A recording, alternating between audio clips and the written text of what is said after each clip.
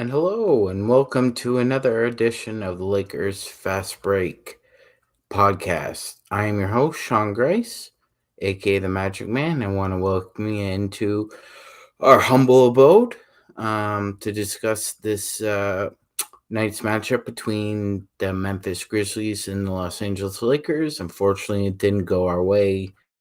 Lakers really didn't decide to show up. Only LJ Figueroa, who had the dunk of the Summer League, by the way, decided to show up for the Lakers. It was an interesting game. We all thought that it was going to be a good test. Sub search. It was going to be a good litmus test, Rorschach test, whatever kind of description you want to put on it for Colin Castleton playing against Kenny Lofton Jr. And Kenny Lofton Jr. is a big boy. He's a thick body, big hips. It was going to be a good test for Colin to see if he was ready against an NBA ready body. And unfortunately, Colin struggled tonight. He really did. Colin, yeah, we all look bad. We all look bad. Search, yeah, we did. But Colin particularly looked like he was struggling against Kenny Lofton Jr. And as we said, Colin has all the outlines of a great basketball player in him. It's just given his size, 6'11", and he's got to be maybe 200 pounds, right?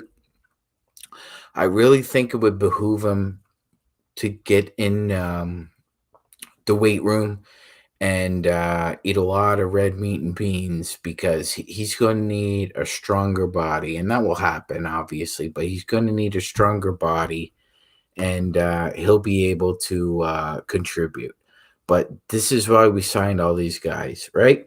Nobody comes into a summer league with a perfect array of 12 to 15, 21-year-olds. It just doesn't happen. Jalen Hood Schifino struggled tonight as well. His 3-pointer, I guess he fell in love with it a little bit too much in that second game. And he's been struggling. I think he's shooting less than 15% from three in the four summer league games. It's been hard.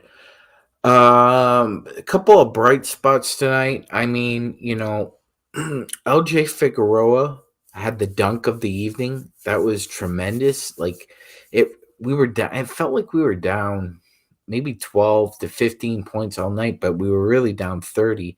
It was a really strange game. Memphis was hitting everything in sight in the first half. The Lakers just were not up to snuff. Kenny Lofton Jr., Jack LaRavia, and Gigi Jackson all had great games. It would have been nice for JD Dubois to play Max Lewis and Shafino more. I'm not sure why he decided it, but nobody played over 30 minutes. I think Castleton and Hood Shafino were the leaders. I think 26, 28 minutes apiece. So I mean, it was in like a lion, out like a lamb for the Lakers this summer league. 2-2. Um, good and bad from this summer league, I would say. Max Lewis has a lot to work on, and so does Jalen Hood Shafino, and so does Colin Castleton, and so does Demoy Hodge, because Hodge's shot wasn't falling tonight. So we've got four really young guys, but we also have four really interesting prospects that we need to keep a level head about. And Search is right. We can't be too hard on these young men. They're trying their best. It's a new environment. They're probably still wide-eyed and bushy-tailed to some aspects as it regards to just day to day. What do you do? What's your workout routine like? How do you handle days off? This is all new to them. So, it's going to be a struggle for everybody. But mixed results. I wasn't too impressed with Coach Dubois' sets. I realized that it's just summer league, but Dubois is running is running sets and personnel that Ham is running himself at the big squad. So I just didn't really wasn't really a fan of Dubois this summer.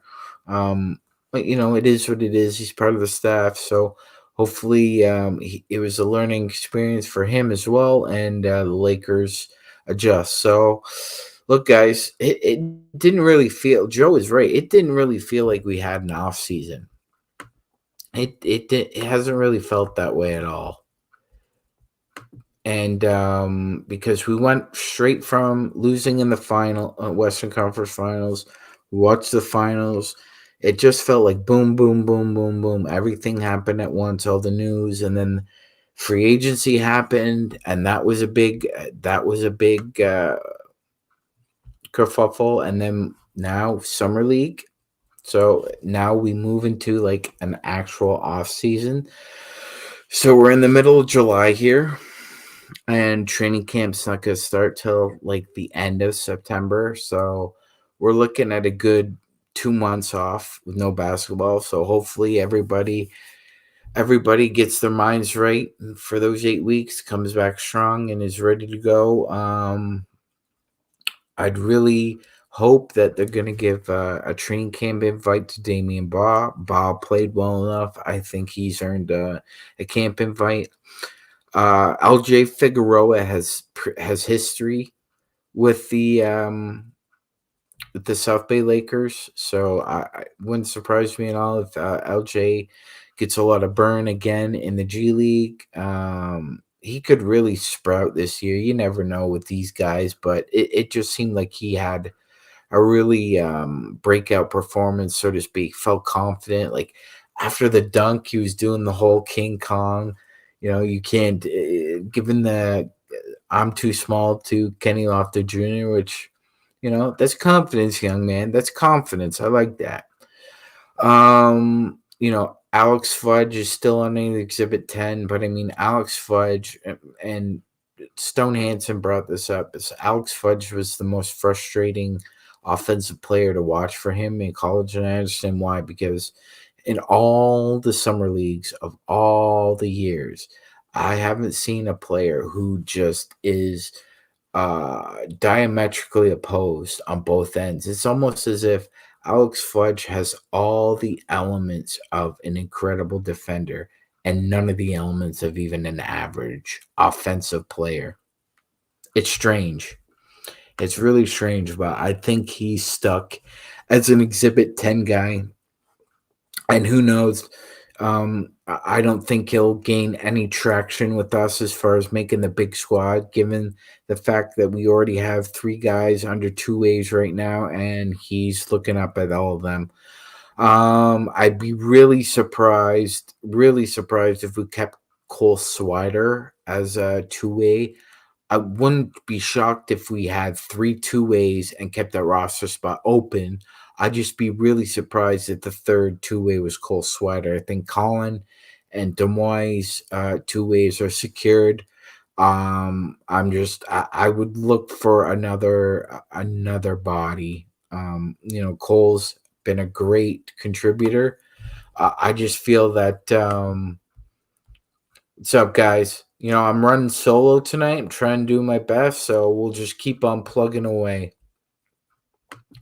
Yeah, Serge. I mean, Cole, he's a worker, and he tries really hard, but he's just very limited on both ends of the floor. If he can't shoot, he shouldn't be playing. So today was a struggle for him as well. I think Cole Swider and Scottie Pippen Jr. are probably not going to be with the Lakers come training camp. I'd be very surprised if either one of them was on the active roster. We're probably going to see a couple more camp invites. We might see another signing or two.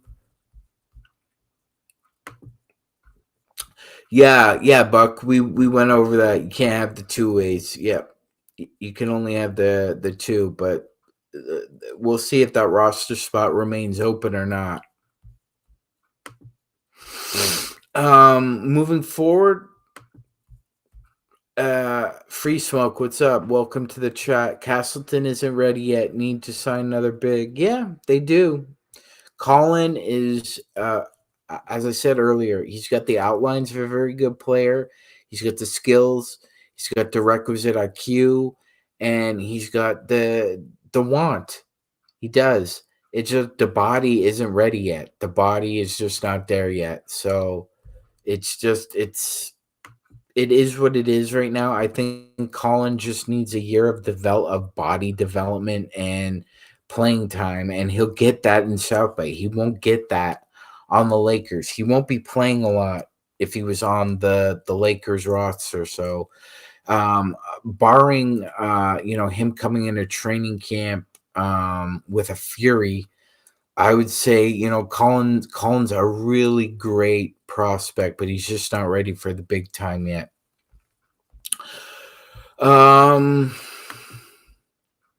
Just looking for like Max Christie.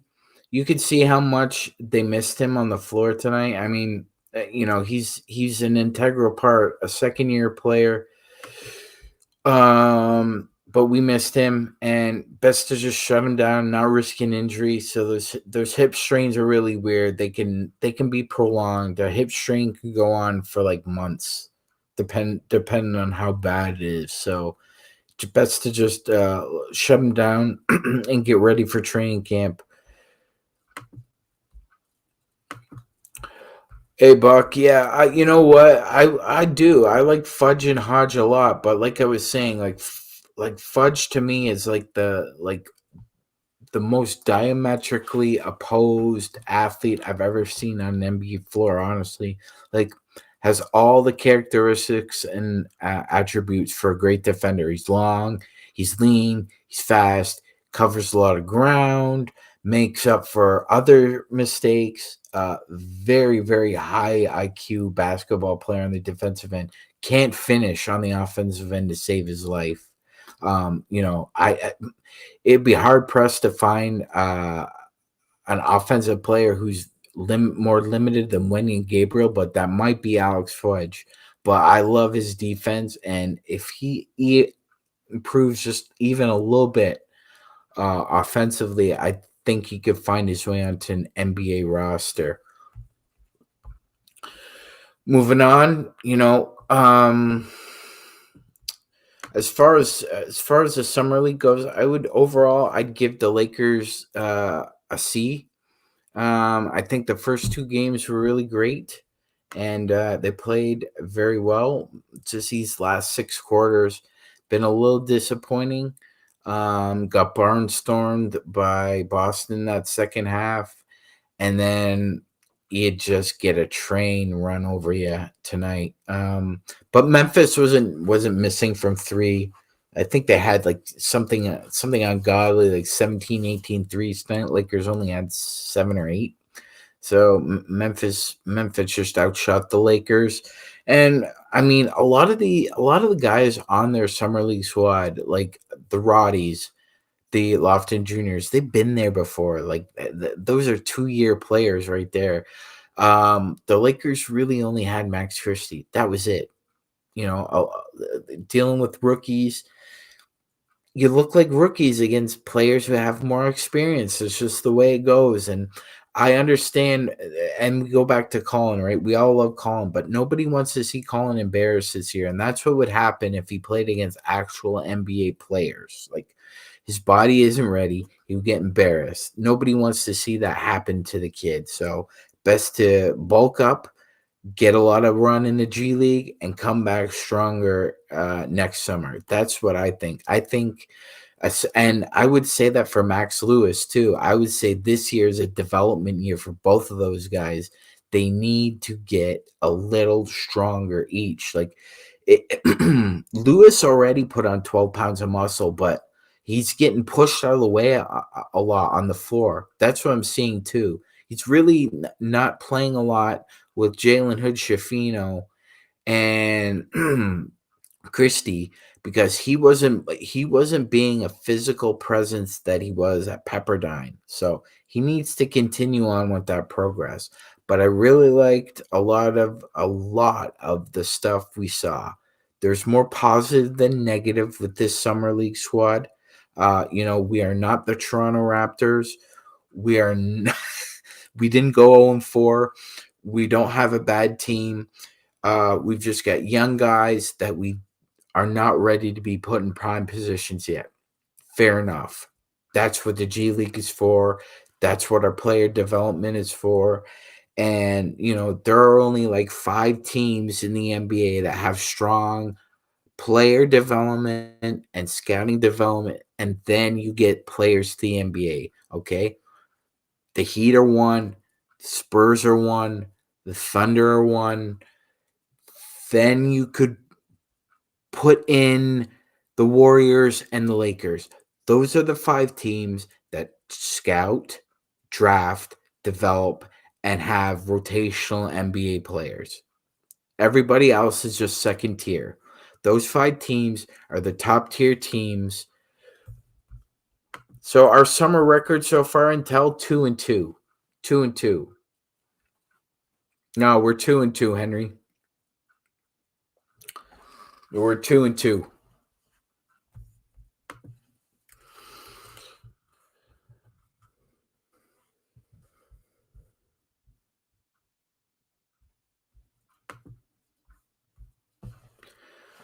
Yeah, so obviously we're not going to be making the playoffs in the summer league. That's going to be, I believe it's Cleveland, Houston, Utah, and I believe somebody else. I think the 4th team is yet to be determined, but those, but those are the playoffs as of right now.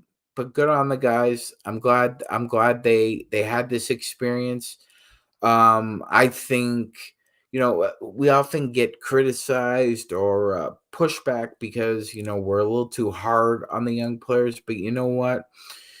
You guys come here, yes, for the real talk. We give you the real talk. Sometimes we're not as mindful that they are just it's a 20-year-old kid and it's a new experience. But you know what? Um, this is professional sports, and you're going to be judged every time you put on the uniform and you go out there, and that's our job too. And a lot of the guys have shown a lot of progress. Max Christie deserves to be a rotational player on the Lakers. That is unquestionable right now. Okay. To me, he's sewn up that backup off guard spot. He shot consistently enough to prove that he could stay on the floor. His defense has improved, and he's added a very nice facilitation role to his game. Now, I don't expect him to be a secondary playmaker in the vein of another off guard like Malcolm Brogdon or Spencer Dinwiddie. But he is capable of finding the open man. I think it's going to be an underutilized skill only because he's coming off the bench. But Max Christie's shown he's become like a 3-tool player now. He could shoot, he could distribute, he could be a secondary ball handler and a secondary perimeter defender. So I think Max Christie is going to find himself getting the minutes that he wants this year. To me, that's the only sure thing after the summer league is that Max Christie is ready to go as a rotational player. I think he's going to force Darvin Ham's hand, and Ham is going to be forced to play him a lot. I think he's going to have to play him a lot. Still 6'5" off guard. Max provides a lot of versatility. If he continues to get stronger and he could show himself that he can defend bigger twos or even smaller threes, then that opens up a myriad of roles for him on this team. If he's 6'5", if you can defend smaller threes or bigger twos, especially with the combination of Gabe Vincent or Austin Reeves and D'Lo, that is prime advantageous roles for the Lakers because they run deep then on the perimeter. And that's going to be a good thing, ladies and gentlemen, when we're deciding who's going to get the lion's share of minutes. But it's going to be slow and steady. Everybody's gotta pick up the pace. Um, and we're going to be without basketball for 8 weeks. So I'm going to be Jones and pretty bad. Jones and pretty bad. As we move forward, honestly, there wasn't any real standouts. Everybody kind of played their particular role. I mean, Hood Shifino, everybody was kind of, I guess, was underwhelmed those first two games. So maybe as far as development goes, I would put like Jalen Hood Shifino needs the most work. Then it's Colin and Max Lewis. Then they need the most work, right? Um, Yeah, we could always do Lakers trivia, guys. Yep. Intel. Christie will have a long NBA career. I think so. I think so. Given the elements in today's game and the way it's required that an off guard in the NBA needs to do more than just be 3 and D anymore. That's not enough. It's not enough. It's not enough to be big and shoot threes anymore. Can you put the ball on the floor and start the half court sets again? Are you able to create your own shot? Like there are a myriad of characteristics that teams are looking for now in both the guard and uh, wing spots, and you better be able to do something more than just shoot and defend. That's not enough anymore. Intel. MagicMan, your thoughts on who are we gonna get to guard Joker? Yeah, so I right now, Intel, because it's just the way it is, I would put AD on him. That being said, there has to be I think you have to have more of a team concept with him. I think just AD one on one just not gonna do it anymore. So I think right now it's going to be AD who will be guarding Joker. Now,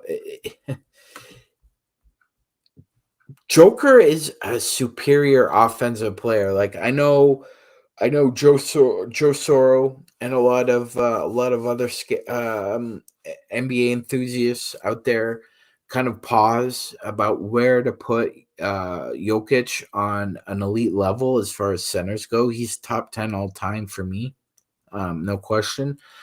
And he's a top 5 offensive center of all time. So there's nothing embarrassing or humiliating about him making you look bad. I just thought that the Lakers just ran out of gas until, and unfortunately, the help defense just was not there for AD on Jokic. It just was not there. And as we move on, Lakers finished 2-2,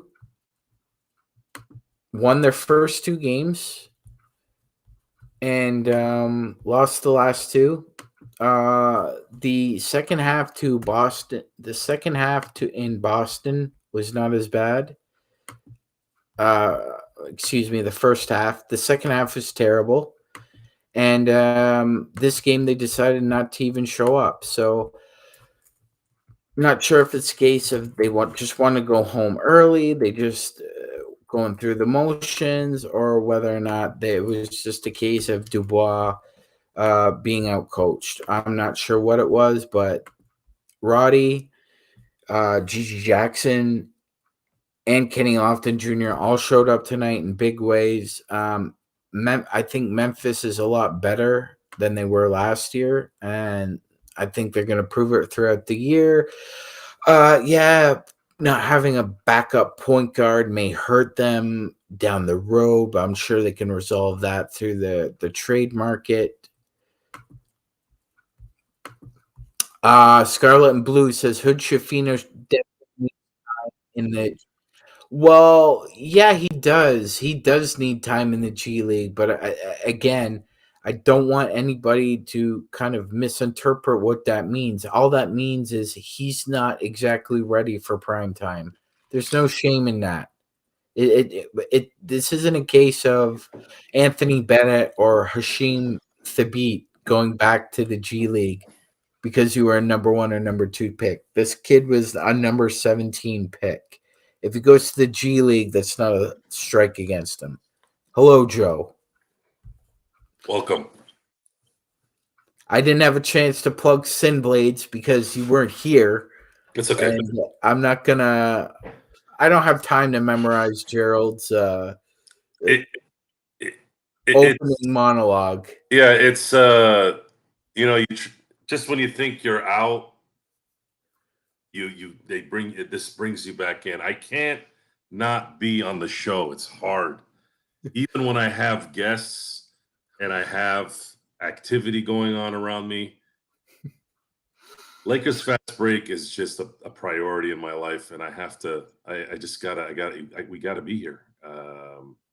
I'm not sipping on tequila right now until it's actually whiskey.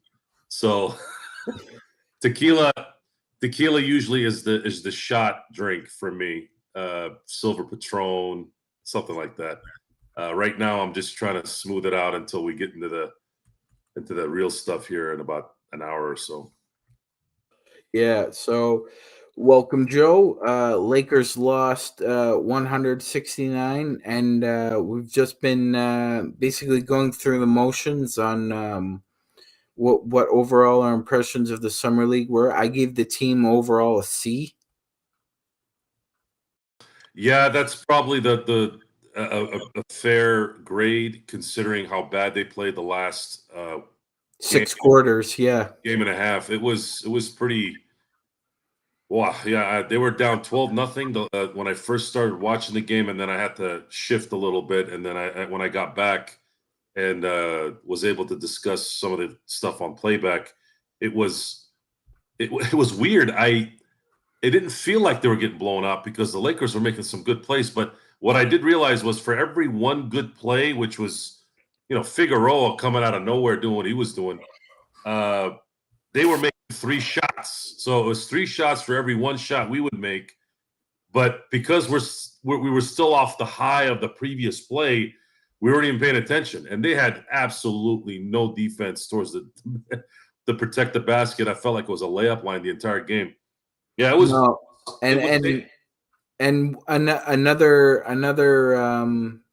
nugget that we've all discovered, Joe, is Colin Castleton isn't ready for prime time yet.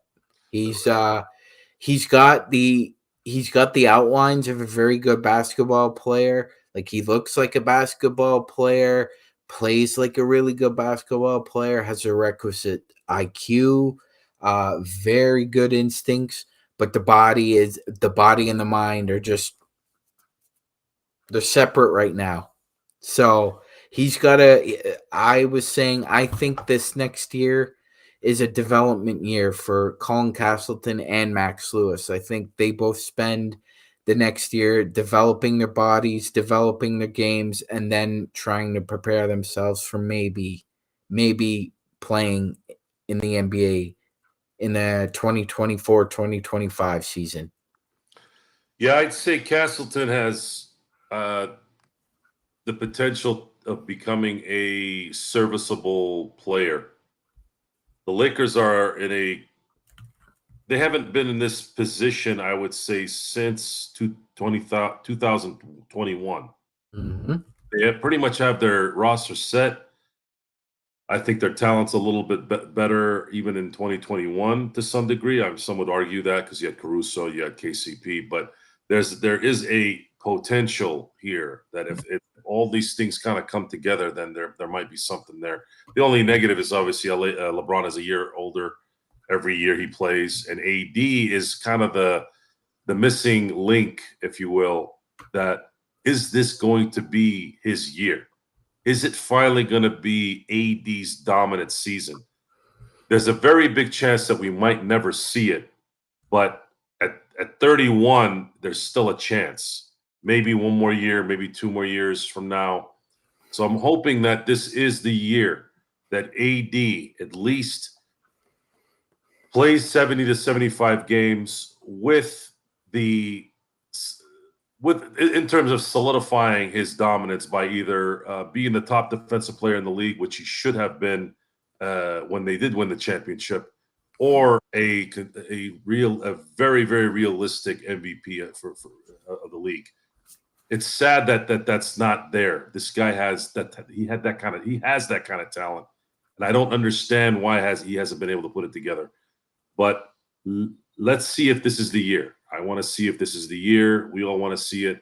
And as far as LeBron, LeBron, I don't think the word enigma is the right word. It's that one's a little bit more mysterious, so I don't think enigma is the right word. I thought the SB speech was stupid. I think I'm going to just keep it simple here.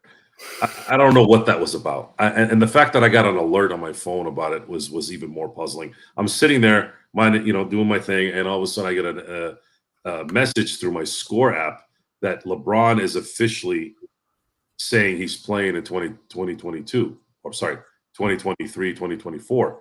I'm going, why am I getting an alert on this? And then I find out he had this speech at the ESPYs, which I didn't watch 1 second of.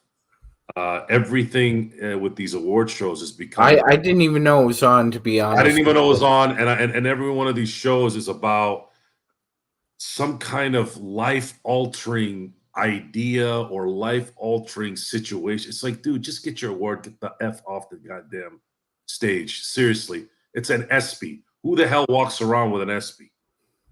People barely walk around with an Emmy, maybe an Oscar when it mattered, but you know what I mean. So I don't know. It just his delivery sometimes it's aggravating. It's very just mundane and just it's all about like it's the Rob Van Dam thing, but without the gimmick. Rob Van Dam's doing a gimmick, whereas LeBron is not. He really loves himself. I mean, beyond. He probably, yeah. So, anyways, I thought Summer League allowed us to. I thought Summer League allowed us to continue to watch Laker basketball, and I felt like, just like I said on playback, I felt like we haven't really had an offseason. But tonight was the last game, and we're going to have to figure out how to entertain ourselves here in the next 2 months. So we better start putting our thinking caps on and getting going. 100%. But I mean, we've got a lot of topics to discuss. We've got a season preview. We've got the NBA in-season tournament preview that the audience is looking for as well. We've got Lakers history coming up with we're going back to the 2017 Summer League. That's probably the magnum opus of the Lakers Summer League. It's just the embarrassment of riches on that roster, Joe. Just unreal. It's gonna be fun to relive that. But we got a lot of content coming up, man. We're not going anywhere. Yeah, I don't see us going anywhere ever. As long as we're alive and kicking, I think this is going to be the forum to know everything. And as Henry H is pointing out, football is almost here as well.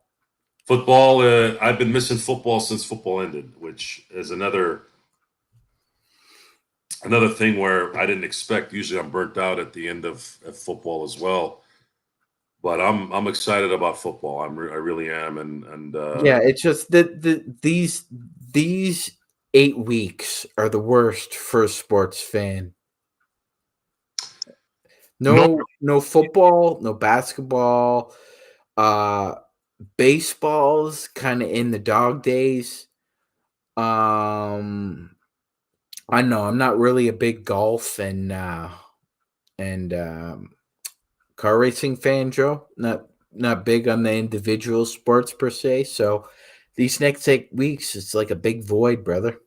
It is, but the Dodgers usually were a nice fill in the void during these times. Except I haven't invested as much time in the regular season this year, based off of how much they flamed out last year. I made a conscious effort to not worry about this season, at least in the regular season, and without a pitching staff, basically. Although Julio Urias did pitch a gem tonight, and Clayton Kershaw is doing his usual maintenance DL stint, which is totally understandable, especially the way he's been pitching. He's like our only guy that's really been consistent all year. That usually would cover the basis. I would be able to just watch Dodger games because Dodgers games are every day. I could make something happen there. But How many games have you been to live this year so far? Dodger games? Yeah. I don't think I've gone to any. I've gone to a lot of Padre games. I'll probably be there in September. Yeah, I got pissed off. I'll be honest. I got pissed off last year when we won one mother effing game after winning 111 games. I really, really believed that they were going to win it, and that was the best team that they've had. And the fact that they won one freaking game in the playoffs was just absolutely aggravating. I'm tired. I'm tired of the stupid just the stupid techniques and standards and whatever the hell that they do over there. It's not working, and they keep repeating the same thing over and over and over again. They won't change. It's aggravating to no end. I don't know why it goes back to the rants about, there's no consequence for sucking ass in anything anymore. And I'm tired of it. You suck. Look at Bruce Bochy. Look what he's done in Texas in 3 months.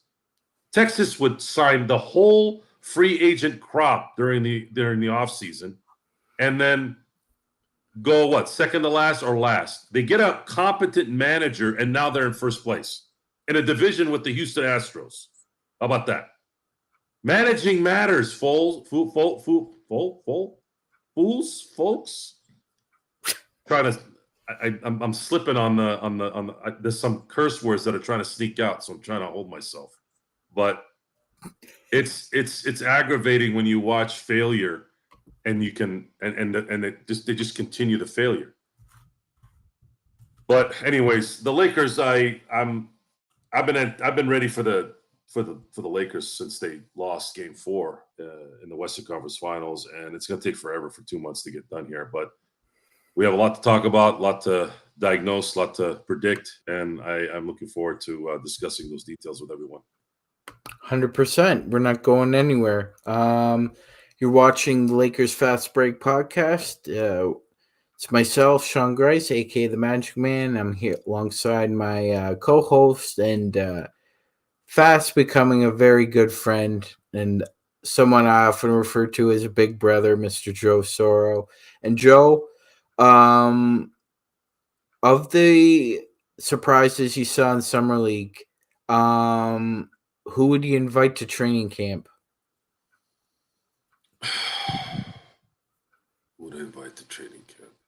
Would you give Figueroa? I would say, I mean, based off of 5 minutes of gameplay, I know that's kind of in the moment type decision. I know it seems kind of specious, but I mean, but as far as an invite, yeah, Figueroa, because he has history with the South Bay Lakers. Yeah, Figueroa, Fudge, Hodge, those guys definitely get an invite. The Lakers are just too stacked roster-wise at the moment. Once they get their starting or backup center here, we're even going to be even tighter. And they have the luxury of a lot of young players on this team minus LeBron. AD to me is still a young player, even though he's been in the league for what will be his 13th season, I believe. No, 12th season. He came in 2012. So I don't know. It's what's good is there's some potential there. There's a few guys out there that might be able to show something. Cole Swider, we're pretty much on the same boat in that he probably won't return. I think we've seen enough from him. I don't know if we're going to be able to. I don't think he's going to be able to bring anything out that would warrant a camp invite for a possible roster spot, unless he all of a sudden decides to play defense or something like that, or hit 45% from threes. But I see some of the guys that have just kind of come on board, get a little bit of a shot, see what they can do between now and training camp, and then at that point we can kind of evaluate what they might be able to do for us in a year. I think that's really what it's going to be, because I don't think we're going to really use anybody, even if they play really, really well. I just don't see it. I don't see them playing well enough to be the two-way or guys on the roster. Do you even see Swider hanging on to that two-way, or do you think that's? I don't think so, because I think the way he plays, he's looking for his shot. And while that's a good thing, you have to make the shot consistently. If you're not making that shot and you're not playing any defense, and if you don't believe me, you can just watch tonight's game. Absolutely, you might as well just have literally been a turnstile. He doesn't play defense. He plays a very individual game. And it's not that type of game where he gets a little bit better because he's got better talent around him.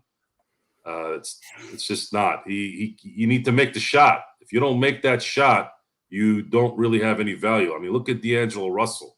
Him not making a shot, a guy that talented, him not making a shot for 4 games in the Western Conference Finals. Look how bad he looked. And that guy is really good. That guy was So there's really no shot for Swider, in my opinion, on this roster.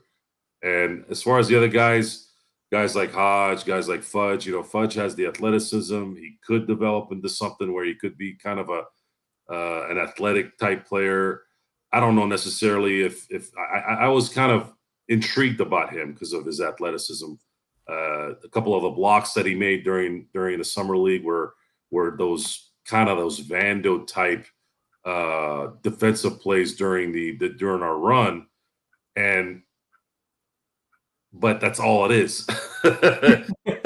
Versatile. You need to be versatile in the NBA. You can't really be a one-trick pony unless you're able to control the opposing defense, in that they can't leave you alone.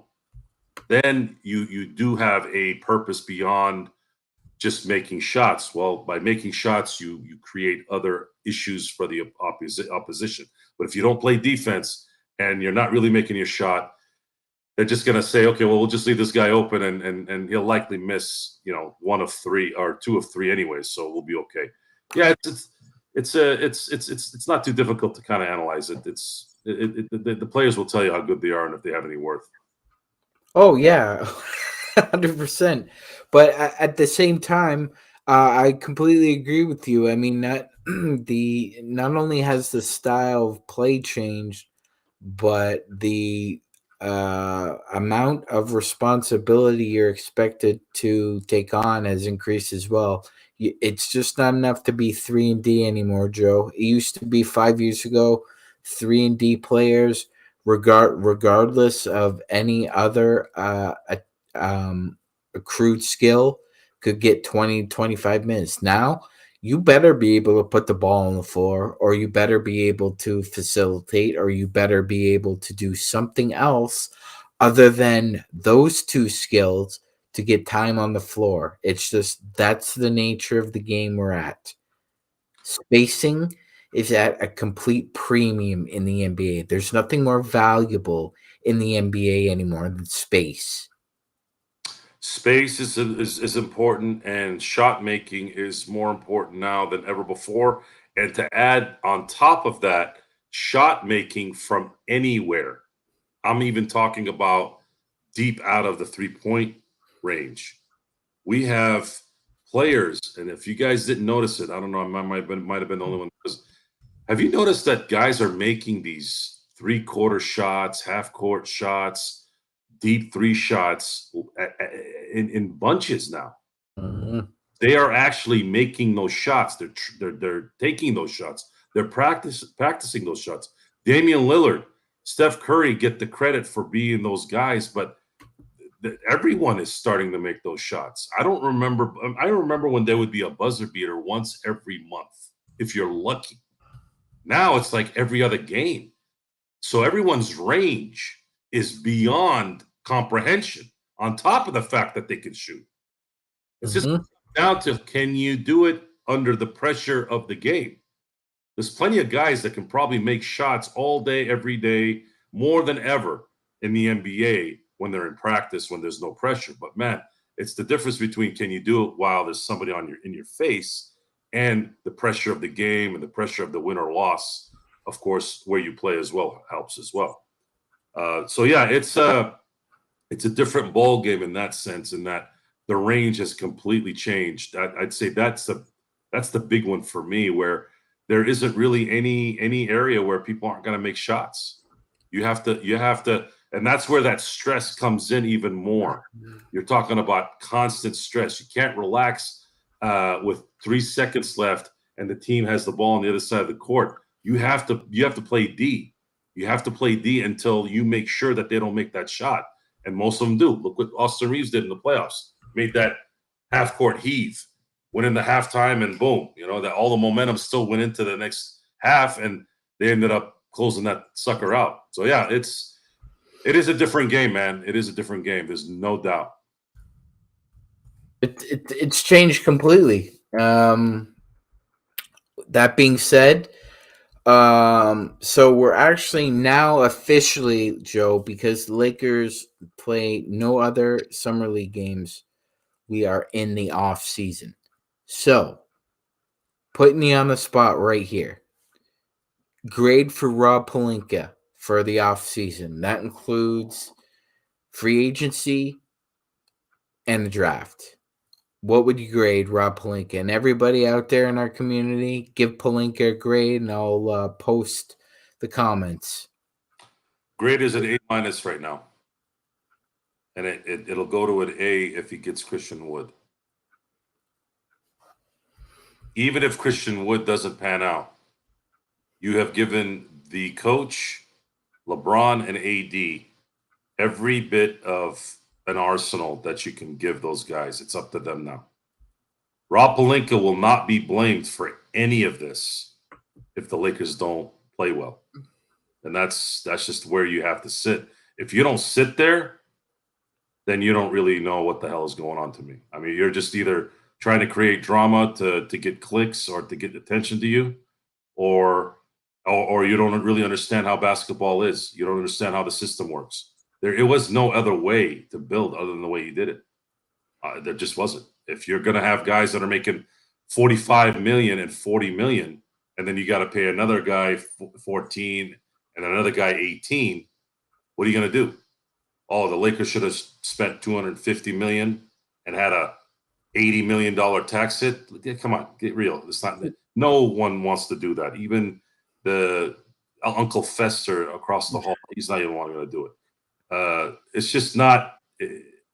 Rob did his job. Rob did his job, and he's one more acquisition from really doing his job. Now it's up to Darvin Ham. It's up to LeBron to,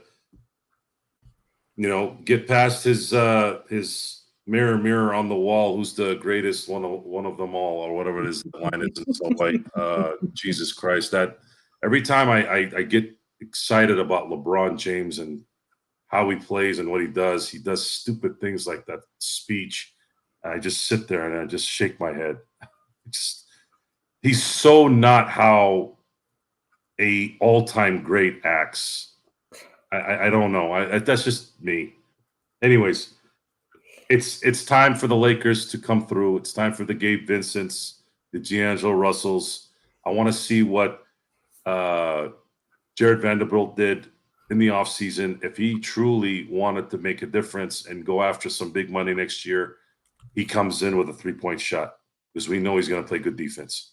At least give us a good 3-point shot, and that could be a world of difference. And if Max Christie is a rotational player that plays well, that's an added bonus to not having to worry about signing somebody this summer that we needed because we already had him in-house.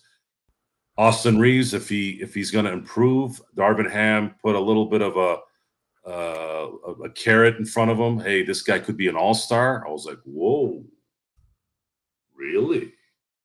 An all-star?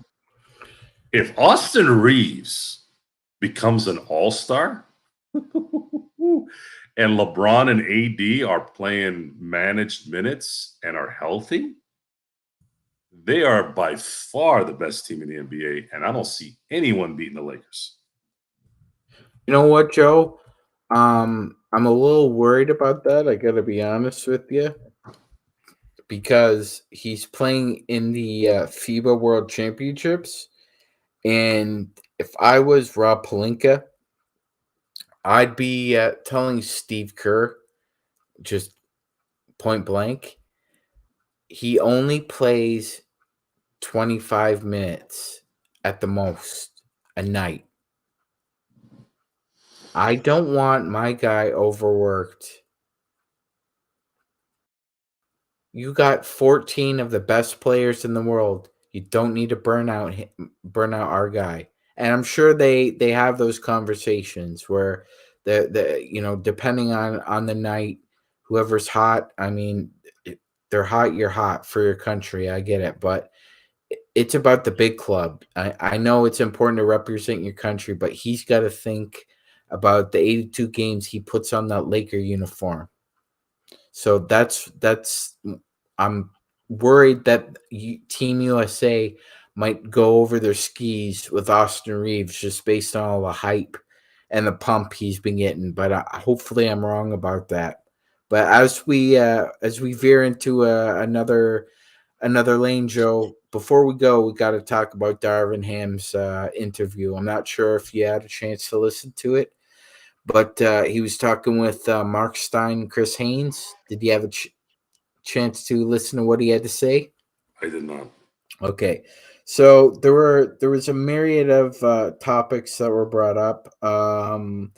Obviously, LeBron coming back was took up a lot of the oxygen in the room.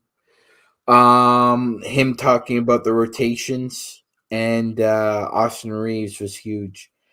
Here's what he said about Austin Reeves, Joe. I'm putting it on record right now. Austin Reeves will be an all-star at some point soon. I think what you saw with him being invited to be a part of the World Cup team is the first step in that direction. Everything you saw him do last year, the kid is a flat-out competitor, one of the greatest human beings you could ever be around, always fun, keeps things simple, but yet works at his craft. Is he fearless in the biggest moments? Yes, and my plan is continue to feature him. He's our starting two guard, and I think there's a lot more levels he's going to get before it's all said and done. He'll be an all-star and a world champion with me in that room. So he's already put it on point. He's a starting two guard, and he's going to be an all-star. You just said you see Austin Reeves becoming an all-star soon. So it looks like you and Ham do the same thing, Joe. No, I said that's what Darvin Ham said he was. Well, that's what I'm saying he is. I don't know about being an all-star. You have He to. he played like an all-star in the playoffs. But for the record, he would have made an all-star team had he played like that. If Austin Reeves is an all-star this year, the Lakers are the best team in the NBA. If LeBron and AD are healthy, there's no doubt. You would have a third star that you were waiting to look at and get, and you already have him on the team. And then you have fillers and role players that all know their roles. That's going to be the key for Darvin Ham. Can you convince these guys? And D'Angelo Russell's already shown that he's a team player already just by doing little things like taking the contract that he took and waiving his no trade clause. He's making it easy for everyone I don't see any reason why he won't be starting again. I I'd be I'd be very surprised if he wasn't. It's possible, but I don't think so. I think Gabe Vincent is fine whether he starts or whether he's a sixth man. I don't think Gabe Vincent really cares whether he starts or not. He said as much. The way it looks right now, if you had to play off of what Darvin Ham's habits are, we're going to see a starting lineup of D'Angelo Russell, Austin Reeves, LeBron James, Rui Hachimura, and Anthony Davis. Now, the hope is we sign a Christian Wood, and he starts at center. AD's at the power forward, and you move Rui to the bench.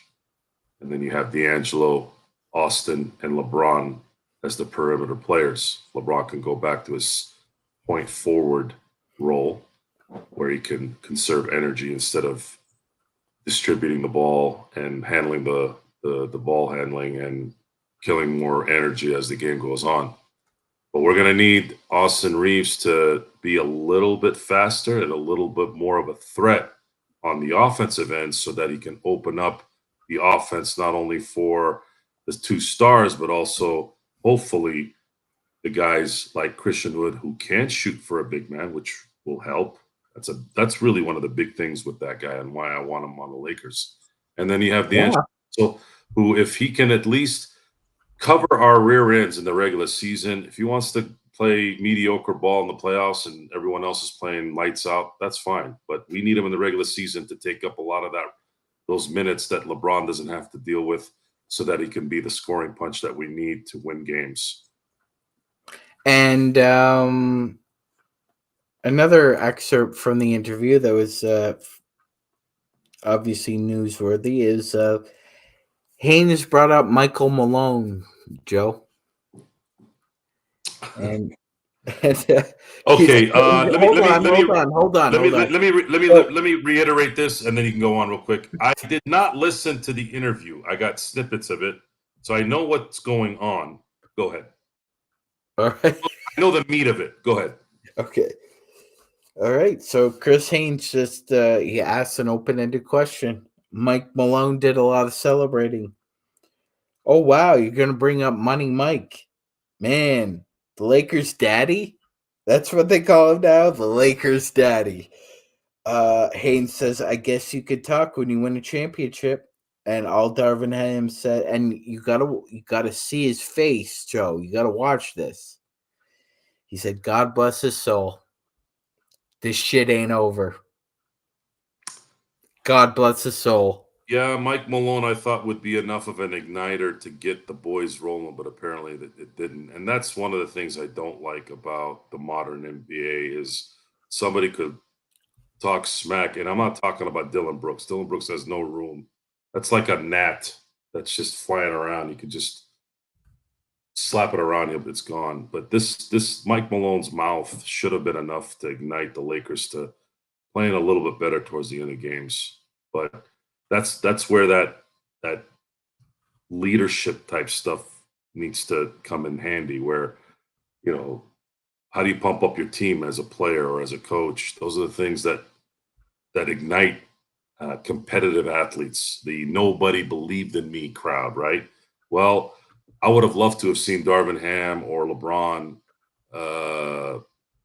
throw some. Mike Malone thinks you guys are his sons or whatever.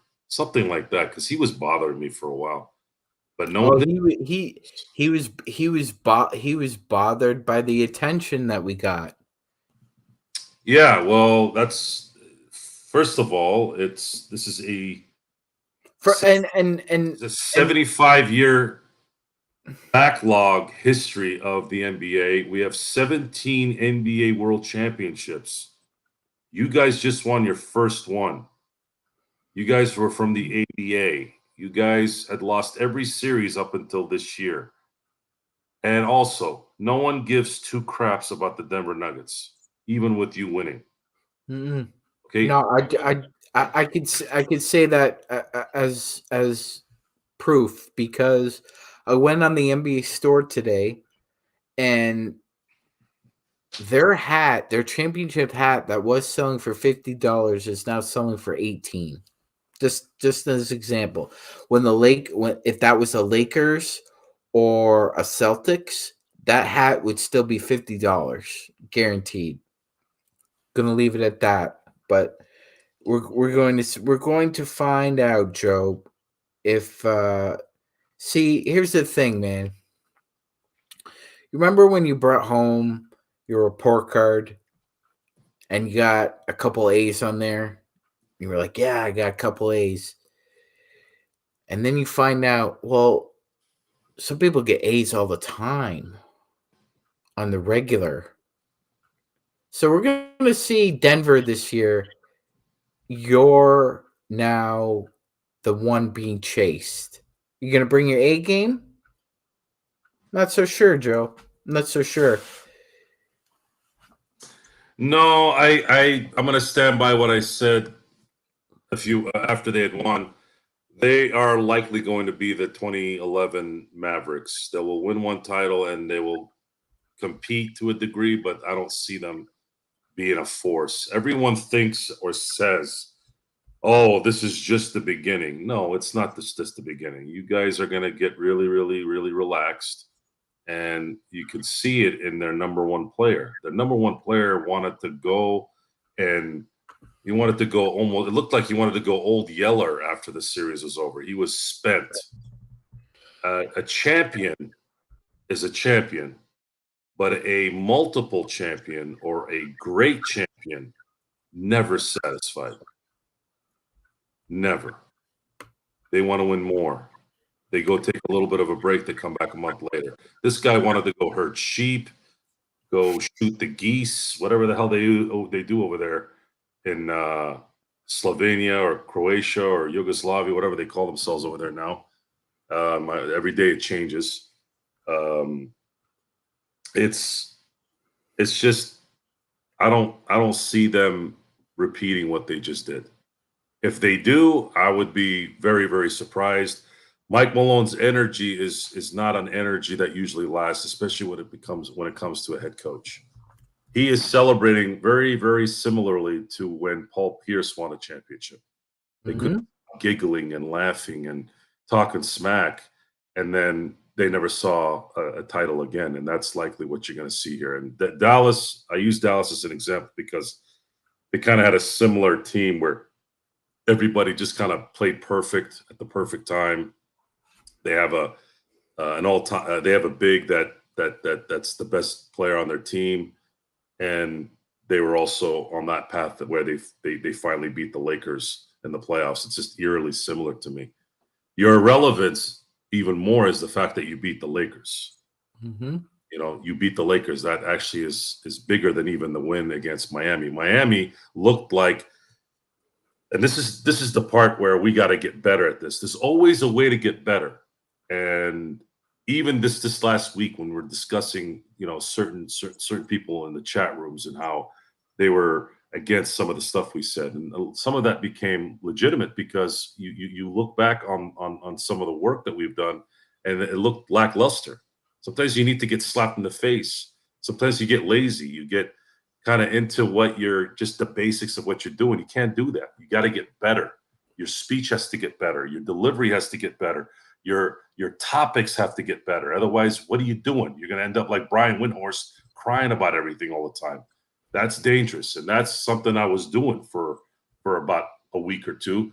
And maybe it was just a hangover from the season. I know sometimes that happens. You're just sitting there, you're like, ugh, what are we going to talk about? Well, we're going to talk about the upcoming season now. We're going to talk about the realities, what's going to happen here.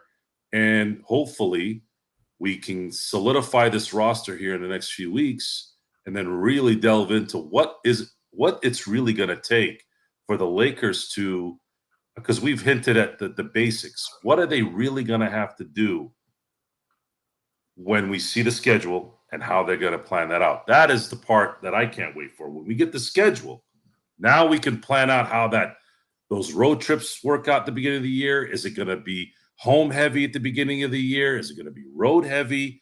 Can we come out to a good start so that you don't have to give up to or use so much energy during the beginning of the year or the middle of the year or whatever. Those things are going to be fun to analyze and go over. 100%. I'm just looking for the yeah. So it says somewhere between August 16th and 20th is when the schedule will be released. So yeah, Joe, when that comes out, that'll be instantaneously analyzed by every hooper around. So as we head out, Joe, any final thoughts about the Lakers Summer League and what you're looking forward to, or any final thoughts? If I had to go with one thing, because that's really all that matters, is we saw Max Christie improve to the point where he didn't look like he belonged in summer league due to him being too talented for it. That's a good thing. We did discuss that Max Christie would have likely played more had they not had so much pressure to finish out the season and get in the playoffs. So we're not going to have to worry about that on this. We saw enough in his play where we think he is going to be a rotational player, and I'm looking forward to seeing how well he develops as the season progresses as well. He could be he could be a huge part in making this team from a 5 seed to a 3 seed. That's how much impact he can have, because he does have certain skill sets that they absolutely need, and if he can come through on that, it's going to be very, very, very good. And Kurt, we always love Kurt. He's one of our regulars now. Shout out to Kurt. Great question. Who do you guys think will be the most improved team in the East and the West? Joel, I'll have you go first. Most improved team is going to definitely be Oklahoma City, and they still have something where they can really improve, and that is acquiring a veteran that could put this together for them, i.e. someone like Pascal Siakam. I understand that the draft picks are nice to have, but that's what they're for right now. And Masai is Danny Ainge Jr. He's going to want to pillage, or otherwise he's not going to do anything. So if Oklahoma, he's becoming like the nutcracker of negotiators in the NBA. It's weird because I don't see Ainge as a GM. I don't see him as obnoxious. I just see him as Danny Ainge. Mm-hmm. Right? Yeah. Masai is an obnoxious person. Like, he's just it spews off him. And sometimes confidence and cockiness. Well, what it is he's living off that 2019 title, and you can tell he hangs his hat on that. He probably goes home and looks at the decal that he put in his bathroom window or mirror, and he goes, "Yeah, I'm the one who did that." No, it wasn't you who really did it. It was Popovich. Popovich sent Kawhi as far as he could so he could tell everyone to eat it, and Kawhi. It just so happened that he went to the perfect place at that time because they only needed Kawhi Leonard to win a title and Durant getting injured. But anyways, Oklahoma City for sure, will be the most improved team in the West even now. Because I think Minnesota and New Orleans are going to crash. I mean, bad. And it might be worse in Minnesota. Because at this point in New Orleans, it's expected that Zion is going to pull a tendon in his foot or finger, and he'll be out for 3 weeks. No, I think what is happening here is that eventually OKC is going to have to live with the fact that they're going to have to win some games in order to try and keep SGA at home, Joe. Like, he does not – you can tell in his body language that guy does not like to lose.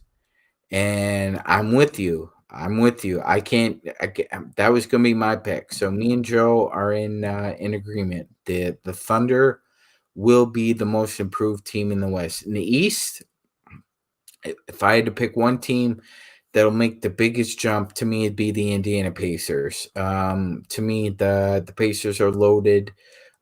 too deep at every position. I would just because I'm biased and shout out to my my Haitian brother from another mother, Benedict Mathurin. Unfortunately because the Pacers signed Bruce Brown, I don't think he's going to start, but I think he should. But what Indiana has in Therese Halliburton, Walker, uh, Miles Turner, Benedict Mathurin, Bruce Brown, they go 7 deep, and you probably go 10 deep during the regular season. Very good team. I expect them to win at least mid 40s. So to me, they make the biggest jump.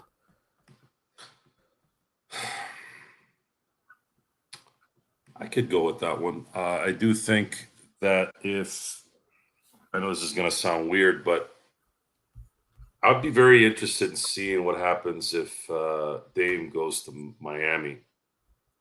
Miami was in the finals,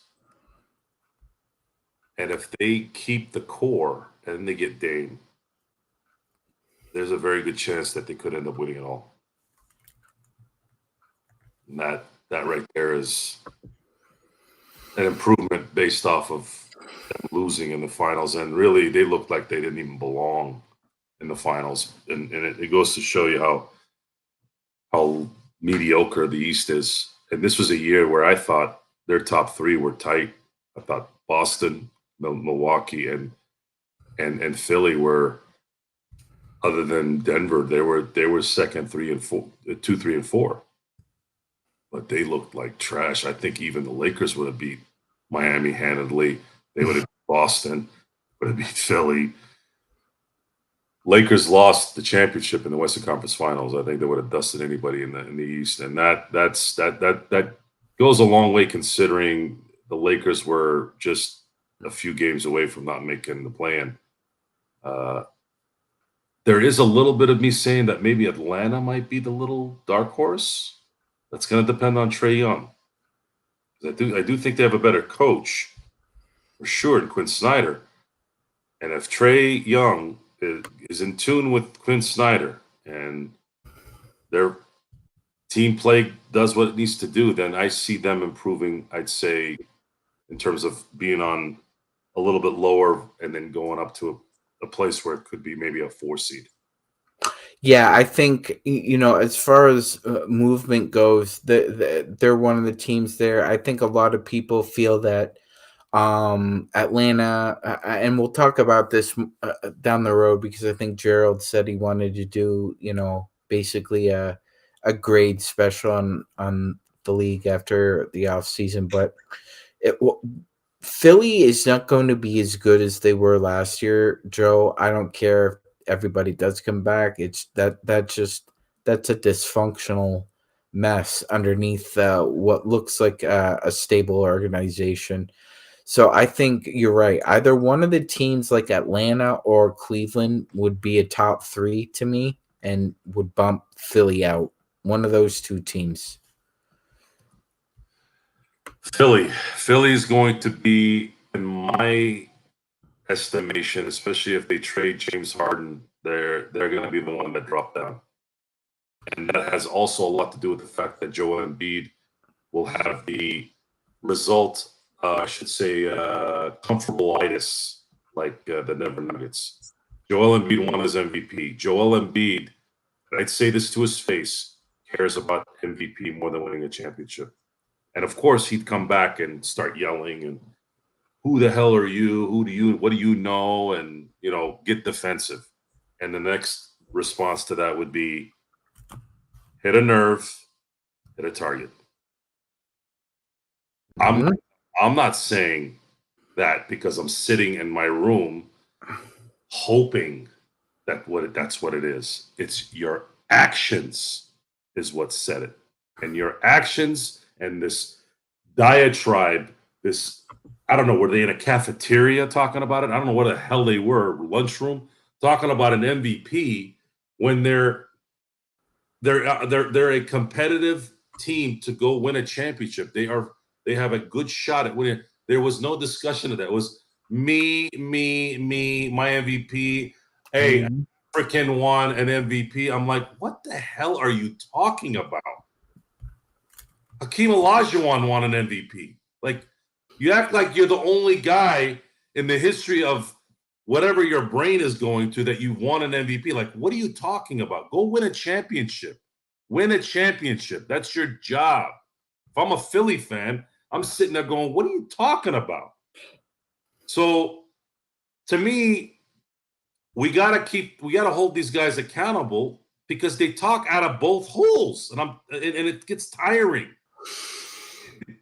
Win the games, win a championship, or at least show us that you care about the fact that you need to win a championship. If you don't win a championship, it's okay. There are plenty of great players that tried their best, they couldn't do it. And there's a difference versus someone who's always worried about their own thing. I'm tired of listening to I don't know what it is with Daryl Morey and whatever team he's on, but those guys all think about MVPs. Why? I watched Karl Malone, and Karl Malone is great, guys, and I watched Charles Barkley, and he's great, win an MVP in 1993 and 1997 when Michael Jordan was in his prime. No one should have won an MVP in that time other than Michael Jordan.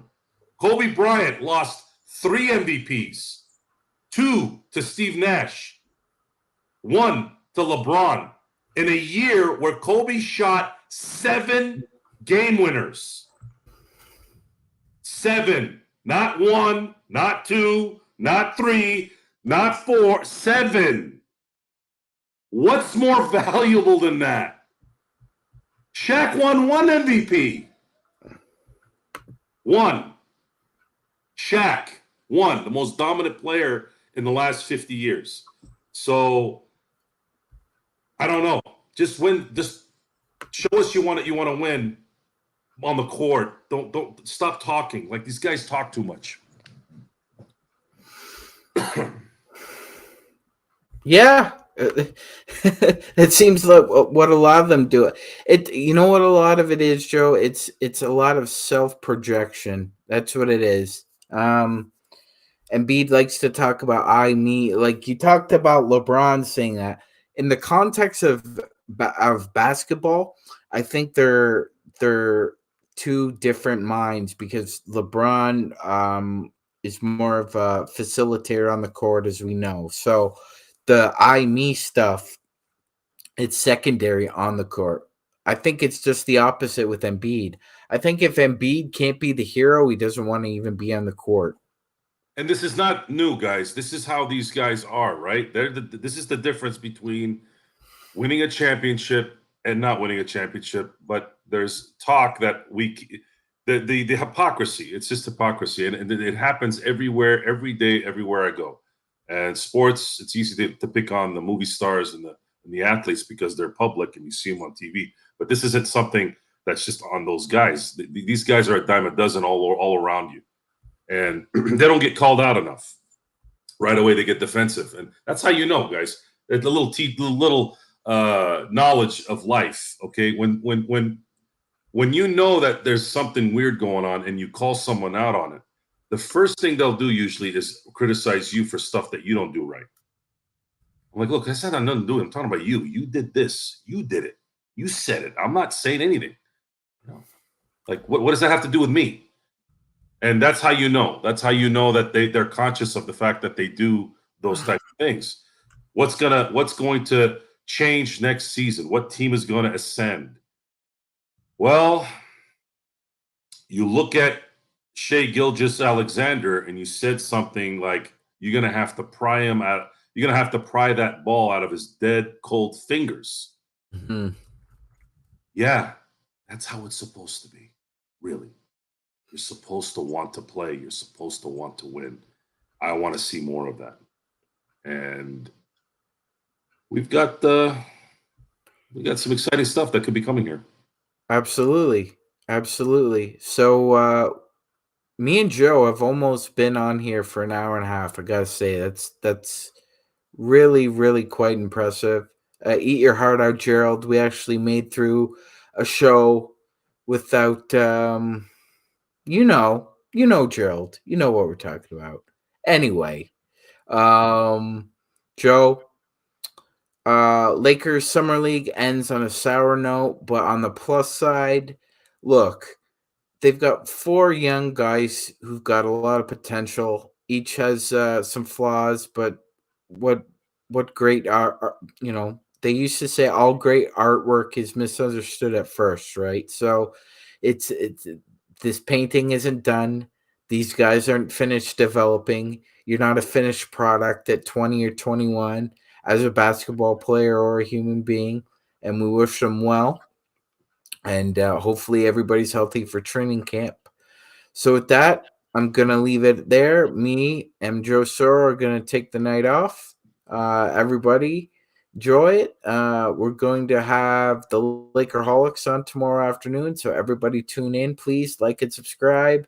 Give Jamie and Tom all the support we can. I know I'll be watching as well. And with that, we'll say goodnight, everybody, from the Lakers Fast Break.